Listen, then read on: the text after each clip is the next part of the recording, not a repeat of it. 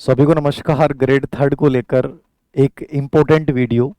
आपको होगी कि सर ग्रेड थर्ड को लेकर आपने कई वीडियो बनाए हैं, बट ये वीडियो इसलिए है क्योंकि बहुत से बच्चों का ये होता है, कोई भी दूसरा वीडियो देखते हैं तो सर आप भी थोड़ा सा एक प्लान बताओ ना कि हम 90 दिन के हिसाब से या 100 डे के हिसाब से क्या करें। ये मैं जो प्लान आपको बता रहा हूँ ये आप तभी फॉलो करें जब आपके परिणाम वांछित नहीं आ रहे हैं, आप अच्छा महसूस नहीं कर रहे हैं, आप सिलेबस को रिवाइज ढंग से नहीं कर पा रहे हैं और आप अपनी परफॉर्मेंस से संतुष्ट नहीं है, तो आप इस प्लान को फॉलो कीजिएगा। और आपको लग रहा है कि मैं बहुत सही चल रहा हूं, रिजल्ट सही आ रहा है, कॉन्फिडेंस अच्छा हो रहा है, रिवीजन अच्छे से हो रहा है, तो फिर आपको कोई जरूरी नहीं है कि मेरे इस प्लान को फॉलो करो। मैं जब भी कोई चीज बताता हूं तो मैं हमेशा अपने आप को आपकी जगह रखकर और सोचता हूं कि यदि मैं आपकी जगह होता तो मैं क्या करता। तो यहां मैं जो दो चार बातें आपको बताने वाला हूं बहुत इंपॉर्टेंट है यदि आपने रियल में इसको फॉलो किया, क्योंकि यूट्यूब की दुनिया है, सोशल मीडिया की दुनिया है, जितने टीचर्स होंगे सब अपने अपनी बात कहेंगे, सबके बताने के अलग तरीके होंगे, सबके बताने की अलग रणनीतियां होंगी। यदि सबकी बातों को हम फॉलो करने लग गए तो हम अपने आप को खो देंगे। तो अपने आप को नहीं खोना है, आप सबसे महत्वपूर्ण है, याद रखना। और आप सिलेक्शन ले सकते हैं यदि आप अपने आप को केंद्र में रखकर हर चीज करते रहे। तो यदि आप अपने आप से हट गए ना और दूसरे की चीजों को फॉलो करने लग गए ना, तो वहां आप सिलेक्शन से बाहर हो जाओगे। सबसे इंपॉर्टेंट बात है कि आपके पास जो समय बचा है ये वो समय है जहां अपने आप को बहुत स्पीडली झोंक देने वाला समय है। अब यहां कोई कंफ्यूजन आपके दिल दिमाग में नहीं होना चाहिए। इस समय तीन कैटेगरी के बच्चे हैं। पहली कैटेगरी के वो बच्चे हैं जिन्होंने ऑलरेडी ग्रेड थर्ड को बहुत अच्छे से कर लिया है, एक से दो बार तीन बार रिवाइज कर लिया है, वो बहुत अच्छी सिचुएशन में, उनको क्या करना चाहिए। नंबर दो, वो बच्चे जो सर पहले किसी और एग्जाम की तैयारी में लगे हुए थे, अब हमें ग्रेड थर्ड करनी है, तो हम जीरो से अब कैसे स्टार्ट करें। और एक वो बच्चे हैं जो बीच की स्टेज में उलझे हुए हैं, बीच में और भी कर रहे थे, ग्रेड थर्ड भी कर रहे थे, लेकिन परफॉर्मेंस जो है उससे बड़े निराश हैं कि सर कुछ समझ में नहीं आ रहा। पहली बात, जो बच्चा जीरो लेवल पे है उससे ज्यादा कुछ नहीं सोचना है। उसे एक ही चीज करनी है कि उस संबंधित विषय की या तो वो कोई नोट्स ले या वो कोई एक गाइड पे विश्वास करे, क्योंकि उसके पास टाइम ही नहीं बचा है बाकी चीजों पे वो एनालिटिकली सोचे। बस यही है कि वो एक गाइड, एक नोट्स और पीवाईक्यू उसको लेकर कम से कम 2 या 3 बार आने वाले 3 महीनों में रिवाइज कर ले। इससे बेहतरीन रणनीति उसके लिए कुछ नहीं हो सकती। नंबर दूसरा, जो बच्चा है बीच की स्टेज में है, जिसको लग रहा है कि सर मैं संतुष्ट नहीं हूं, बहुत सारी चीजें ऐसे हो रही हैं, उस बच्चे को मैं जो ये चरण बता रहा हूं इनको फॉलो करना है, और उन बच्चों को भी फॉलो करना है जो फर्स्ट स्टेज में। थर्ड स्टेज वाले जो बच्चे हैं वो मैं जो तीसरा चरण बताऊंगा, एक कंसोलिडेशन चरण, उसके अंतर्गत डायरेक्ट घुस जाना है और उसको कंप्लीट फॉलो करते हुए फाइनल स्टेज की ओर अपने परिणाम को लेके जाना है। अलग तरीके से बता रहा हूं, थोड़ा सा मनोवैज्ञानिक लेवल पे बता रहा हूं। पहली चीज जो मैं मानता हूं कि कोई भी बच्चा है उसको, यदि मैं आपकी जगह होता तो क्या करता, मैं उसके अकॉर्डिंग बता रहा हूं। मैं आपकी जगह होता तो मैं क्या करता, इसको लेकर यदि मैं बात करूं तो मेरा पहला काम जो होगा वो होगा पाठ्यक्रम मैपिंग। पाठ्यक्रम मैपिंग जा रहे हो, सिलेबस मैपिंग करनी है मुझे। अब सिलेबस मैपिंग का मतलब क्या होता है भाई? सिलेबस मैपिंग को क्या समझते हैं आप? कोई भी स्टेज जो होती है, कोई भी एग्जाम जो क्रैक करते हैं उसमें मैपिंग बहुत जरूरी होती है। मेरे सामने ग्रेड थर्ड का सिलेबस है, मैं उस पूरे सिलेबस का एनालिसिस करूंगा, कौन से टॉपिक ज्यादा महत्वपूर्ण है, कौन से नहीं है। भाषा साहित्य में सबसे गहन लेवल के प्रश्न आते हैं, उसको थोड़ा अलग रखना है। भाषा साहित्य को कला संस्कृति से जोड़ लेना है। राजस्थान भूगोल और राजस्थान इतिहास को मुझे एक साथ जोड़ के पढ़ना है। साइकोलॉजी, परिदृश्य और आईसीटी, ये जो 50 नंबर का पार्ट है, इसको एक इसका स्लॉट बुक करना है। समझ गए? और जो मेरा विषय है उसके लिए यदि मैं लेवल सेकंड का हूं तो मुझे 2 घंटे इस विषय को देने हैं। टीचिंग मेथड जो है उसमें मैंने यदि पीवाईक्यू बेस भी तैयार कर लिया, मतलब उसमें आपको बहुत कम टाइम देना है, बहुत मैक्सिमम टाइम नहीं देना है। पूरा टाइम का स्लॉट डिसाइड करना है, कौन से पार्ट को कितना टाइम देना है। मतलब पूरा मैपिंग का मतलब है कि यहां आप विभाजन करोगे। ठीक है, विभाजन करने के बाद आप ये देखोगे कि किस टॉपिक को कितना समय देना है। पूरे टॉपिक को आपने डिवाइडेशन कर लिया, पूरा सर्कल बना लिया कि ये पार्ट इतना है, ये पार्ट इतना है, ये पार्ट इतना है, ये पार्ट इतना है, ये पार्ट इतना है। और इस टॉपिक को मुझे बहुत गहराई से समझना है। कुछ टॉपिक ऐसे हैं जिनमें वन फैक्ट लाइन भी आप पढ़ लोगे तो काम चल जाएगा। और कुछ टॉपिक ऐसे हैं जहां मैं केवल पीवाईक्यू पढ़ के भी काम निकाल सकता हूं। ये पूरा दिमाग में तुम्हारा मैपिंग चलना चाहिए। तुम मैपिंग नहीं बनाए हो तो साइकोलॉजी के अनुसार जो कॉन्सेप्ट मैपिंग वाला एडवर्ड टॉलमैन की थ्योरी है, मतलब वो इतनी गजब की थ्योरी है, वो सिलेक्शन के लिए सबसे अधिक फॉलो बच्चों को उसको करना चाहिए। वो पहला काम ये बताते हैं मानचित्र, कैसे जाना है, किधर जाना है, किस टॉपिक को कितना टाइम देना है, कौन से पार्ट को साथ लेके चलना है। नंबर 2, जब भी ये मैपिंग करो इसमें एक बात याद रखें कि जीके वाले पार्ट में जो टॉपिक आपस में जुड़े हुए हैं उनको साथ लेके चलो। जैसे मैंने कहा कला संस्कृति और भाषा साहित्य, इसका एक स्लोट बना हुआ, इन दोनों को एक साथ जोड़ के चलिए। ज्योग्राफी और इतिहास को जोड़ सकते हैं आप, ठीक है। तो ज्योग्राफी वाला पार्ट इस प्रकार से पढ़िए कि राजस्थान सामान्य ज्ञान वाले जो पार्ट है टॉपिक वो भी हो जाएंगे। तुम करंट को ले रहे हो तो राजस्थान सामान्य ज्ञान के 3 टॉपिक आपके तैयार हो रहे हैं। तो करंट को लेकर कंफ्यूज मत होना कि सर करंट कैसे क्या तैयार करें। करंट को लेकर जो भी तुम मैगजीन पढ़ रहे हो, मैगजीन छोड़िए, कोई वीडियो क्लास देखने की जरूरत नहीं है। यदि हम भी वीडियो क्लास जारी कर रहे हैं, लेकिन फिर भी मैं आपको कहूंगा, यदि मेरी राय मानते हैं, आप सुजस का सार जो है उसका प्रिंट आउट निकाल लीजिए। मुश्किल से 60 पेज होंगे, मात्र 6 महीने के 60 पेज। ओम जी सर ने इतनी मेहनत की है, वो जल्दी आपको उपलब्ध करवा देंगे। फ्लेक्सिब योजनाओं का एक मुश्किल से 8-10 पेज होंगे सर, 8 से 10 पेज का 20 पेज हो जाएंगे। पूरी जन कल्याणकारी, पूरी फ्लेक्सिब योजनाएं आ गई। और राजस्थान के खेल खिलाड़ी, ये सामान्य ज्ञान में भी है, करंट में भी है। अब ये दिमाग में कंफ्यूज नहीं रखना सर करंट को कैसे करना है। बोझिल मत बनाओ, आसान बनाओ अपने आप को कि यार ये तो बहुत इजी चीजें हैं। यदि मैं इस कंटेंट को बार बार रिवाइज करता हूं तो मेरा बहुत बढ़िया तरीके से तैयार हो जाएगा। ऐसे ही ज्योग्राफी ढंग से पढ़ लेते हो हरिमोहन सक्सेना बेस बनाकर, तो फिर आपको अलग से कुछ देखना नहीं है। तो कुल मिला के पूरा सिलेबस का डिवाइडेशन करना है। साइकोलॉजी, आईसीटी, परिदृश्य को एक साथ लेके चलिए और विद्यालय विषय को एक साथ लेके चलिए। लेवल फर्स्ट में है तो मैं एक अलग लेवल फर्स्ट वाले बच्चों के लिए एक अलग छोटा सा वीडियो और भी बनाऊंगा पूरे सिलेबस का एनालिसिस करते हुए कि किन चीजों पे कैसे ध्यान दें। बट फिर भी चूंकि आपके विद्यालय विषय बहुत सारे हैं, तो ऐसा नहीं हो सकता कि आप 20 मिनट हिंदी पढ़ रहे हो, 20 मिनट संस्कृत पढ़ रहे हो, आप 2 दिन एक विषय को ढंग से पढ़ लो, खत्म किया, बंद किया, यार ये खत्म हो गया। टीचिंग मेथड एक विषय के ढंग से पढ़ लो, दूसरे के अपने आप तैयार हो गए। तो थोड़ा सा पहला काम जो सभी बच्चों को करना है वो पाठ्यक्रम मैपिंग करनी है, उसका विभाजन करना है, कौन से टॉपिक्स को कितना टाइम देना है, कौन से टॉपिक अंडरस्टैंडिंग कॉन्सेप्चुअल बेस होते हैं, कौन से पार्ट पे ज्यादा ध्यान देना है, कौन से पार्ट से कैसे प्रश्न आते हैं। ये पूरी चीज आपको 1 से 5 दिन के भीतर कर लेनी है, यदि आप 0 लेवल पे भी हैं। और यदि आप लोगों ने ऑलरेडी ये चीज कर ली है तो आपको इस चरण में नहीं गुजरना, आपको डायरेक्ट सेकंड चरण में गुजर जाना है। तो पहला चरण जो है पाठ्यक्रम मैपिंग का है, विषय वस्तु निर्धारित करने का, मतलब फिक्स करने का कि मुझे बस इस कंटेंट के साथ जाना है, दूसरा कंटेंट मुझे देखना ही नहीं है, फॉलो ही नहीं करना है, बस यही कंटेंट होगा, इसको मैंने फिक्स कर लिया और इसके साथ में उतरूंगा। ये 1 से 5 दिन का चरण है। जो आपने नहीं किया तो इसको प्लीज फॉलो कीजिएगा, और आपको रिजल्ट्स नहीं दिखे तो मुझे बताइएगा कि सर रिजल्ट्स नहीं आए। आप खुद मैसेज करोगे कि सर रिजल्ट्स आए और इस पूरी स्ट्रेटेजी को फॉलो किया, मजा आ गया। नंबर 2, ये पहला चरण हो गया। दूसरा जो चरण है उसको मैं बोलूंगा मनोविज्ञान की भाषा में गहन चरण। यदि वो आपने फॉलो कर लिया है और यदि आप ऑलरेडी कर चुके हैं तो डायरेक्ट इसमें आइए। ये 5 दिन के बाद मान लीजिए कि आप छठे दिन से स्टार्ट आपने किया, मान लीजिए वो 2 दिन में कर लिया वो काम आपने, तो इसको तीसरे दिन से स्टार्ट कर लीजिए। जितना कम टाइम उसमें दोगे उतना बेटर रहेगा, यानी उसमें 1 या 2 दिन दीजिए। मैं तो ये कहूंगा आप इसको तीसरे दिन से इसको स्टार्ट कर दीजिए, तीसरे दिन से 60 दिन तक लगातार इस गहन चरण में जाना है। गहन चरण क्या है? यहां आपने डिसाइड कर लिया है कि पूरे टॉपिक्स को, पूरे सिलेबस को व्यवस्थित कर लिया है। आपका जो रूम है उसमें आपने कंटेंट को रख लिया है कि मुझे इस कंटेंट के साथ जाना है।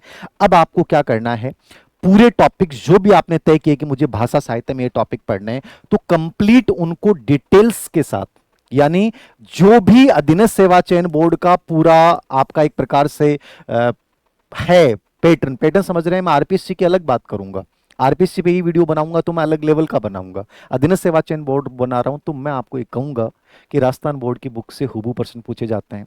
किसी भी टॉपिक में उस गहराई तक भी नहीं जाना है कि आप किसी एक टॉपिक को इतना समय दे दो कि बाकी सिलेबस अधूरा हो जाए। तो यहां आपको धीमे धीमे बेसिक से स्टार्ट करते हुए, राजस्थान बोर्ड की बुक से स्टार्ट करते हुए टॉपिक की जो बेसिक राजस्थान बोर्ड की बातें हैं कम से कम वो शानदार तरीके से तैयार करनी है।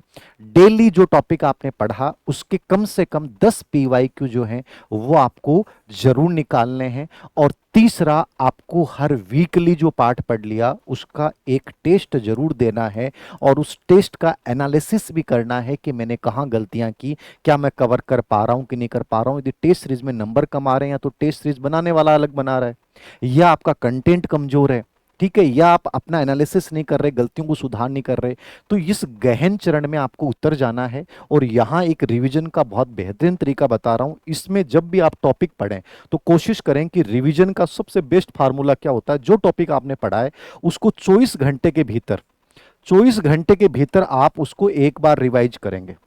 नंबर दो, दूसरा रिवीजन उसका 7वें दिन होगा, 7 डेज में उसका दूसरा रिवीजन करना है। और तीसरा उसका 27 से 28 दिन में आपको तीसरा रिवीजन करना है। यदि आप ये कर लेते हैं, आप 60वें दिन ये फील करने लग जाएंगे, सर मैं बहुत अच्छा फील कर रहा हूं, मैं सिलेबस में बहुत अच्छी स्थिति में हूं। ये रिवीजन फार्मूला आपको फॉलो करना ही करना है। ये तो मैंने तो बहुत ज्यादा फॉलो किया है, और ये मनोवैज्ञानिक थ्योरी है। जब अपन साइकोलॉजी में फॉरगेटिंग कर्व पढ़ते हैं तो आप देखना, पूरा मनोविज्ञान यदि तुमने लागू कर दिया जिंदगी में, पढ़ने में, सफलता में, हर जगह, तो लाइफ में बहुत आगे जाओगे। तो इसको थोड़ा सा फॉलो करना है। इमोशनली इस समय स्ट्रोंग रहना है। नेगेटिविटी आएगी, कभी सिलेबस को टॉपिक कवर नहीं हो रहा है, कभी लोगों की नेगेटिव बातें आएंगी, कभी डर लगेगा कि नहीं होगा, नेचुरल है, ये आएंगे, इनको आप रोक नहीं सकते। लेकिन जैसे ही तुम सिलेबस हल्का हल्का कवर करना शुरू करोगे, टॉपिक्स जैसे ही पूरे पढ़ोगे, वो नेगेटिविटी अपने आप खत्म हो जाएगी। मतलब कोई भी नेगेटिविटी को तोड़ने का तरीका एक ही है, सिलेबस को पूरा करो, टॉपिक्स को कवर करो, उससे पॉजिटिविटी लेके आओ, ये आपको बड़ा बनाएगा। तो गहन चरण में आपको मैंने बताया है, गहराई से अध्ययन करना है। कॉन्सेप्चुअल बेस्ड जो भी टॉपिक हैं उसको यहाँ पढ़ेंगे, जितने भी कॉन्सेप्चुअल बेस्ड टॉपिक हैं, ठीक है। PYQ यहाँ साथ निकालने हैं। जो भी नोट्स आपको तैयार करने थे, आपको लेने थे, वो नोट्स यहाँ डिसाइड कर लेंगे, उसको ऑर्गेनाइज कर लेंगे कि मुझे इस तरीके से इनको पढ़ना है। और एक चीज और देख लेना यहाँ पे, गहन चरण में आप कमजोर टॉपिक, आपके जो वीक टॉपिक हैं, उनको भी तय कर लीजिएगा कि यार ये टॉपिक मेरे कम समझ में आता है, ये पार्ट मुझे कम समझ में आ रहा है। ये आपके दिमाग में हो जाना चाहिए कि मुझे थोड़ा सा इसको एक्स्ट्रा टाइम देना है, या केवल इसके एक काम कर लेता हूं, समझ में नहीं आ रहा, PYQ तो कम से कम देख लेता हूं, या वन लाइनर राजस्थान बोर्ड का सार इसमें देख लेता हूं।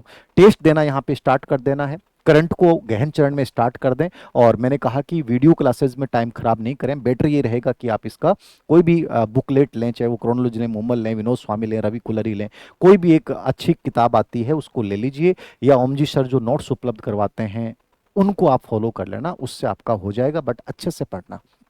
ये गहन चरण हो गया। तीसरा जो इंपॉर्टेंट चरण है, अब जो बच्चे दूसरे चरण में है मान लीजिए और इसको फॉलो कर लिया है, तो इसको फॉलो नहीं करें, वो डायरेक्ट अब जो टाइम बचा वो कंप्लीटली तीसरे चरण में आ जाएं। और तीसरे चरण का जो नाम है वो है कंसोलिडेशन चरण।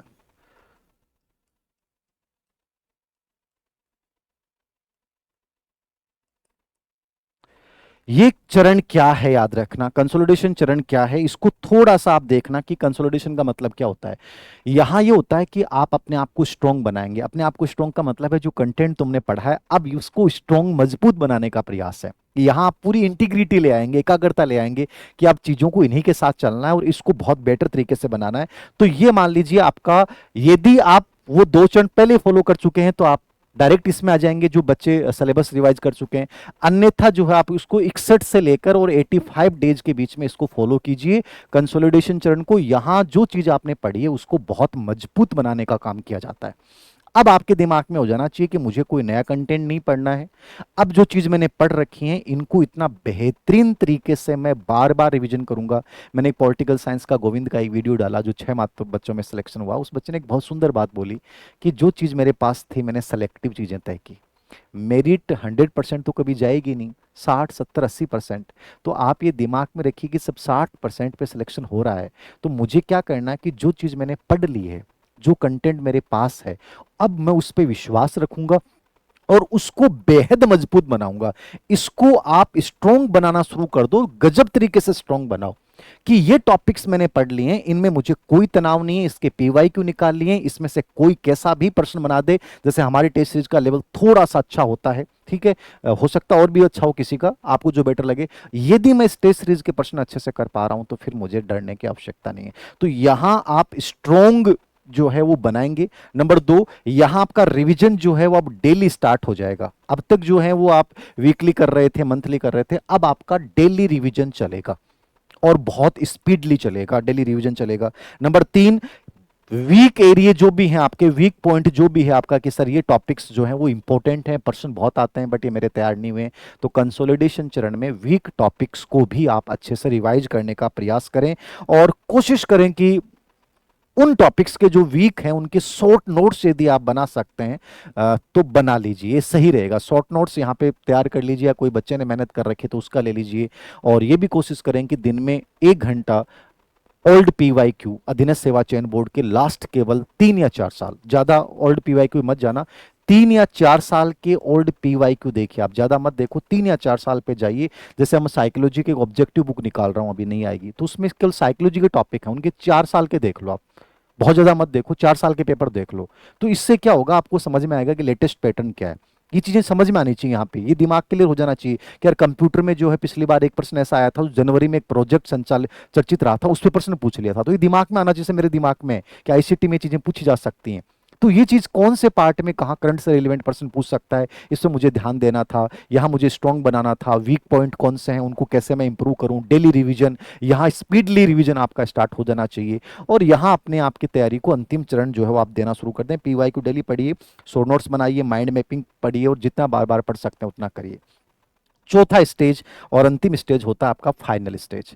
अब फाइनल स्टेज क्या है सर? फाइनल स्टेज ये है कि यदि आप ऑलरेडी वो कंसोलिडेशन चरण भी गुजर चुके हैं तो फाइनल स्टेज में डायरेक्ट आ जाइए। ये वो स्टेज होता है जहां आप अपने कॉन्फिडेंस को बिल्ड करते हैं, यहां आप संवेगात्मक रूप से बहुत मजबूत बनते हैं, क्योंकि इस समय जब एग्जाम का लास्ट टाइम होता है तो बहुत ज्यादा नकारात्मकता आती है। तो यहां कोशिश करें कि कल मैं क्लास में एक टॉपिक पढ़ा था, मंडेला। मंडेला मतलब एक धारणा है भारत में कि आत्म मूल्यांकन करिए, पॉजिटिविटी लाइए, जहां से पॉजिटिविटी मिलती है ध्यान कीजिए, और ये कोशिश कीजिए कि मैं पूरे पार्ट को एक फाइनल टच दे रहा हूं।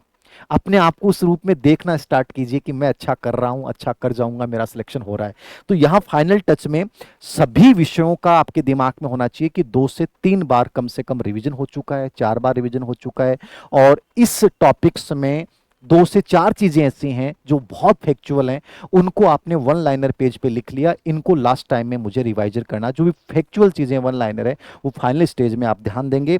नंबर 2, एग्जाम का माइंडसेट तैयार कर लेना है कि हाँ मुझे एग्जाम देने जाना है और बहुत अच्छे से दे के आऊंगा। अपने आप को पॉजिटिव वाइब्रेशन देना स्टार्ट कर देना, क्योंकि इस समय की नेगेटिविटी तुम्हारी जो पहले के 3 चरण है खत्म कर देगी। तो इस समय थोड़ा सा स्ट्रांग बनना है। नंबर 3, गलतियां जो आपने मिस्टेक्स की हैं टेस्ट सीरीज में या सिलेबस को पढ़ने में, अब ये समय है कि उन गलतियों को कंप्लीटली दूर कर दें। आप थोड़ा सा रियल पेपर के जो प्रिंट आउट निकाल के उनसे अभ्यास करना स्टार्ट कर दें। रियल टाइम में टेस्ट देना स्टार्ट करें कि मैं 30 मिनट में मैंने पूरा टेस्ट दिया है, यहाँ कौन कौन सी गलतियां की। अपने आप को एग्जाम हॉल के माहौल में रख कर टेस्ट देना स्टार्ट करें। और चौथी और पांचवी चीज, आपको विश्वास रखना होगा कि मैंने जो पढ़ा है वो बहुत अच्छा पढ़ा है, कॉन्फिडेंस है, सर हो जाएगा, मैंने मेहनत की है। और मैं ईमानदार से बताऊं कि ईश्वर की योजनाएं बहुत खूबसूरत होती हैं। तुमने सच में मेहनत की है ना, तो तुम्हारे लिए बहुत बेटर रास्ता तैयार है। तुम्हें लगता होगा कि नहीं होगा, मैं कह रहा हूं कहीं ना कहीं जरूर हो जाएगा। तुमने ग्रेड थर्ड को ईमानदारी से ये 90 दिन दे दिए, तो मैं ये कह सकता हूं कि ग्रेड थर्ड में नहीं होगा तो किसी दूसरी भर्ती में तुम बहुत अच्छी रैंक के साथ सिलेक्शन लेके जाओगे। तो इस रूप में अपने आप को तैयार करना बहुत जरूरी है। ये SEL की जो अवधारणा उसको अपनी लाइफ में फॉलो कीजिए। ये 90 दिन का मेरे अकॉर्डिंग प्लान है जिसको आपको फॉलो करना चाहिए। अब इन चीजों के अलावा आपके दिमाग में कोई और सवाल आए, जैसे टेस्ट सीरीज में नंबर कम क्यों आ रहे हैं, मैं उसके लिए छोटा सा वीडियो अलग बनाऊंगा। लेवल फर्स्ट को लेकर कैसे मैनेज किया जा सकता है उसको लेकर अलग बनाऊंगा। लेवल सेकंड का मैंने बना दिया है। और सबसे इन सब बातों से हटकर एक अंतिम बात, तुम्हें लग रहा है सर अब कंटेंट कैसे क्या करें, तो देखो कंटेंट को लेकर ज्यादा भ्रमित होने की आवश्यकता नहीं है। कोई भी गाइड ले लेते हो 60 से 70%, 80% तो आ जाएगा। अधीनस्थ सेवा चयन बोर्ड की बात कर रहा हूँ, RPSC का अलग लेवल है। तो अब जो भी है ना उसको फॉलो कर लो, उसको कम से कम 3 4 बार 5 बार रिवाइज करने का प्रयास करो। इससे बढ़िया कुछ नहीं हो सकता है, और सब अच्छा होगा। तो मेरे अनुसार ये प्लान है, निश्चित रूप से यदि आपने लगता है कि फॉलो करना चाहिए तो करिए। धन्यवाद।